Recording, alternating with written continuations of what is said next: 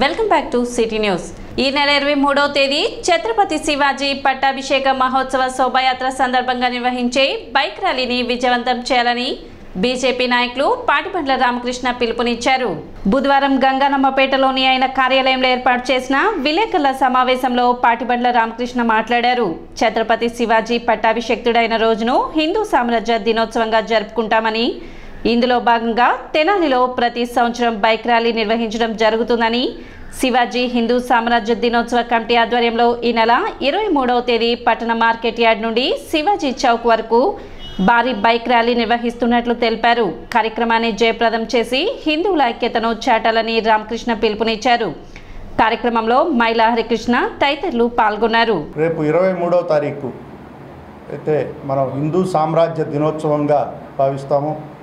శ్రీ ఛత్రపతి శివాజీ గారు చక్రవర్తిగా పట్టాభిషిక్తుడైన ఆ తిథి ప్రకారం మనందరం కూడా హిందూ సామ్రాజ్య దినోత్సవంగా ఘనంగా జరుపుకుంటా ఉన్నాం. మీరు గతంలో కూడా తెనాల్లో ఆ తిథి రోజు ప్రతి సంవత్సరం ఒక భారీ బైక్ ర్యాలీని చేపడుతూ ఉంటాం.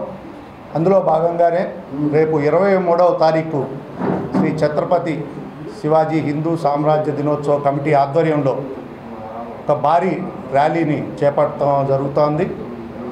ఈ సందర్భంగా మన మార్కెట్ యార్డ్ నుంచి ఏదైతే రత్నాడాగిస్ దగ్గర ఉన్న శివాజీ బొమ్మ దగ్గర వరకు ఈ ర్యాలీ జరుగుతూ ఉంది. యావత్ మంది హిందువులు కూడా ఈ కార్యక్రమంలో పాల్గొని హిందువుల యొక్క ఐక్యతను, హిందువుల యొక్క శక్తి ప్రదర్శనలాగా దీన్ని చేయాలని, ప్రతి హిందువు ఇంటి నుంచి ఒకళ్ళు తప్పనిసరిగా ఈ కార్యక్రమంలో పాల్గొనాలని ఈ కార్యక్రమం ఏర్పాటు చేసిన కమిటీ సభ్యులందరికీ కూడా అభినందన. ఈ నెల 23వ తారీఖున జరిగే శ్రీ ఛత్రపతి శివాజీ మహారాజ్ యొక్క పట్టాభిషేక శోభాయాత్ర బైక్ ర్యాలీని విజయవంతం చేయాలని చెప్పి ఈరోజు బీజేపీ రాష్ట్ర అధికార ప్రతినిధి పాటిబండ్ల రామకృష్ణ గారి కార్యాలయం వద్ద బీజేపీ ఆధ్వర్యంలో ఈ యొక్క కరపత్రాన్ని ఆవిష్కరించడం జరిగింది.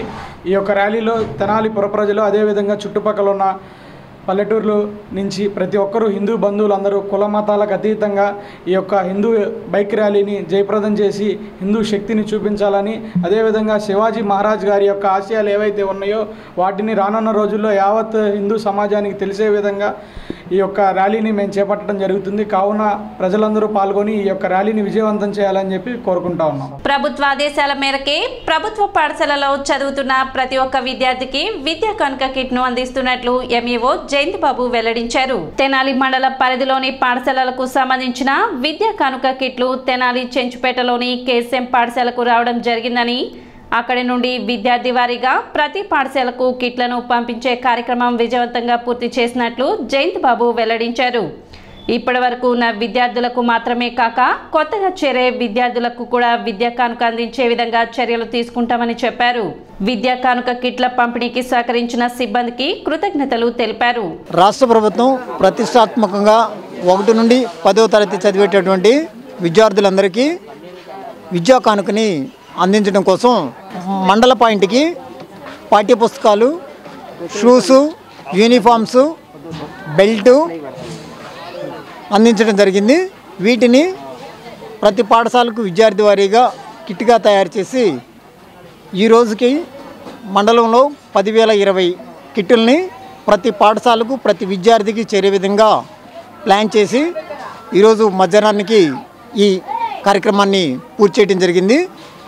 ఈ పాఠశాలలో ఉపాధ్యాయులు వీటన్నిటినీ ప్రతి ఒక్క విద్యార్థికి ఇచ్చి ఎక్కడైనా చిన్న ప్రాబ్లమ్స్ ఉంటే వాటిని ఇంటర్నల్గా అడ్జస్ట్ చేసుకుని ప్రభుత్వ ఉద్దేశం మేరకు, ఆదేశాల మేరకు, గౌరవ ముఖ్యమంత్రి గారి ఆదేశాల మేరకు ప్రతి ఒక్క విద్యార్థి విద్యా కానుకని వినియోగించుకునే విధంగా చూడవలసినటువంటి బాధ్యత ప్రతి ఉపాధ్యాయుని మీద, పాఠశాల విద్యాశాఖలో తెనాలి మండలంలో పనిచేసేటటువంటి ప్రతి సిబ్బంది మీద ఉంది. ప్రతి ఒక్క విద్యార్థికి 10,020 మంది విద్యార్థులకు కిట్టులు ఉపయోగించుకునే విధంగా చూడాల్సిందిగా కోరుతున్నాం. అదేవిధంగా ఎవరైనా నూతనంగా పాఠశాలలో ఈ 10,000 విద్యార్థులకు అదనంగా ఎవరైనా పాఠశాలలో జాయిన్ అయితే వారందరికీ కూడా ఎంతమంది విద్యార్థులు జాయిన్ అయితే అంతమందికి పాఠశాలలో జాయిన్ అయిన ప్రతి విద్యార్థికి కిట్ ఇవ్వడానికి ప్రభుత్వం సిద్ధంగా ఉంది. అమెరికాలో జరిగిన తెలుగు సాహిత్య సదస్సులో తెనాలి సాహిత్యవేత్త లక్కరాజు సాయిని ఘనంగా సత్కరించారు. ఉత్తర టెక్సాస్ తెలుగు సంఘం 17వ వార్షికోత్సవాల్లో ఆయన పాల్గొని జనహితం సాహిత్యం అనే అంశంపై జరిగిన సదస్సులో ప్రసంగించారు. ఈ నెల 16న జరిగిన సదస్సులో ఆయనను ప్రపంచ సాహిత్య వేదిక అధ్యక్షుడు తోటకూర ప్రసాద్, వడ్డేపల్లి కృష్ణలు సన్మానించారు. సంస్థ గ్రంథాలయానికి సాయి రచించిన పలు గ్రంథాలను బహుకరించారు. సత్కారం అందుకున్న సాయిని పలువురు అభినందించారు. నేను 29 ఏళ్ల క్రితం సాహిత్యం అంటే ఏం తెలియదు. ఎవరన్నా కవి కనపడితే పరిగెత్తేవాడిని, పారిపోయేవాడిని. ఆ పరిస్థితిలో జీజీ కృష్ణారావు గారు ఫిల్మ్ ఎడిటర్, శంకరాభరణం, స్వాతిముత్యం, సాగర సంగమం వంటి సినిమాలకు ఎడిటింగ్ చేసి, మెరుపుదాడి, శుభోదయం వంటి సినిమాలకు నిర్మాతగా, బాలకృష్ణ గారిని జర్నీ జోన్మే భూమిచ్చ అనే సినిమాతో హీరోగా ఇంట్రొడ్యూస్ చేసిన ప్రముఖ వ్యక్తి. వారి మిత్రుడు డాక్టర్ సి నారాయణ రెడ్డి గారు. వారు నన్ను ఆత్మీయంగా పలకరించేవారు. వారితో ప్రయాణం చేసే అదృష్టం చాలాసార్లు కలిగింది. వారి వల్ల మాత్రమే నేను ఈ సాహిత్య రంగంలో ప్రవేశించగలిగాను. 10 పుస్తకాలు, 10 గ్రంథాలు రాయగలిగాను. మొట్టమొదటిగా నారాయణ రెడ్డి గారితో నా సంబంధాన్ని చెబుతూ నేను అంశంలోకి వెళ్తాను. నాకు ఇచ్చింది జనహితం సాహిత్యం. జనరంజకం కానిది జనహితం కాలేదు. దేవుడి మించిన కరుణని, సృష్టిని మరిపించే ప్రేమని కలబోసిచ్చేది అమ్మంటే ఆ ప్రేమే కావాలి జన్మంటే అని చెప్పాను. ఆ కవిత హేళతో ఒక పుస్తకం వచ్చింది. దాని పేరు ఉదయ సలయలు. 3 ముద్రలు నోచుకుంది. దానికి మొక్కపీటికి రాసింది డాక్టర్ సి నారాయణ రెడ్డి గారు, నా తొలి గురువు. వారు ప్రత్యేకమైన గేయాలు రాయమని నన్ను ప్రోత్సహించేవాళ్ళు. డిప్యూటీ సీఎంగా పవన్ కళ్యాణ్ బాధ్యతలు చేపట్టారు. విజయవాడలోని క్యాంప్ కార్యాలయంలో ప్రత్యేక పూజలు నిర్వహించిన అనంతరం ఆయన బాధ్యతలు స్వీకరించారు. పంచాయతీరాజ్, గ్రామీణాభివృద్ధి, పర్యావరణ, అటవీ, శాస్త్ర సాంకేతిక శాఖల మంత్రిగా పలు ఫైల్స్పై ఆయన సంతకం చేశారు. ఈ సందర్భంగా మంత్రి నాదెండ్ల మనోహర్తో పాటు నాగబాబు, ఇతర నాయకులు, అధికారులు అభినందించారు.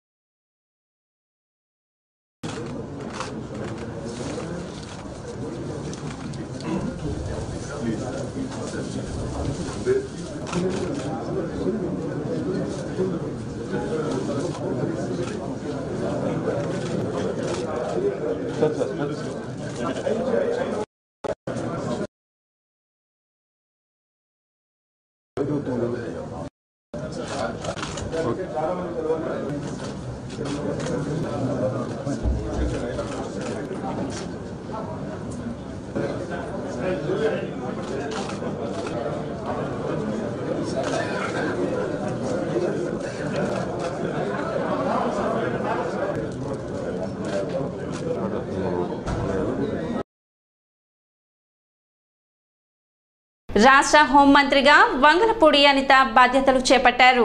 వెలగపూడి సచివాలయంలో ఆమెకు కేటాయించిన ఛాంబర్లో ప్రత్యేక పూజలు నిర్వహించిన అనంతరం హోంమంత్రిగా అనిత బాధ్యతలు స్వీకరించారు. ఈ సందర్భంగా డీజీపీతో పాటు పలువురు ఉన్నతాధికారులు మంత్రి అనితను అభినందించారు. రాష్ట్రంలో శాంతి భద్రతల పరిరక్షణ కోసం ప్రత్యేక చర్యలు చేపట్టడంతో పాటు గంజాయి రహిత ఏపీగా మార్చేందుకు కఠిన నిర్ణయాలు తీసుకుంటామన్నారు.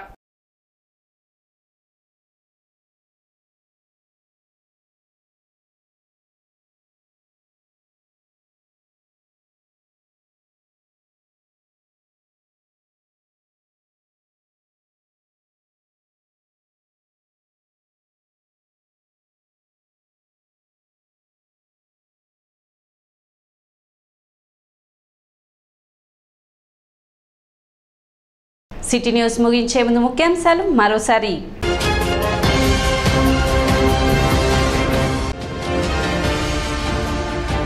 పౌర సరఫరాల శాఖపై విజయవాడలో సమీక్ష సమావేశం నిర్వహించిన మంత్రి నాదెండ్ల మనోహర్.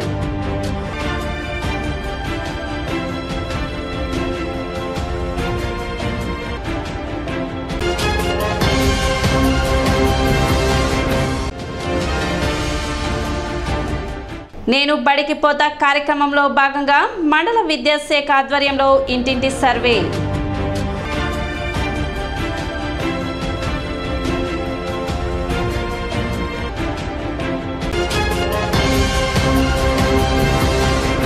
సిటీ న్యూస్ ఇంతటితో సమాప్తం. నమస్కారం.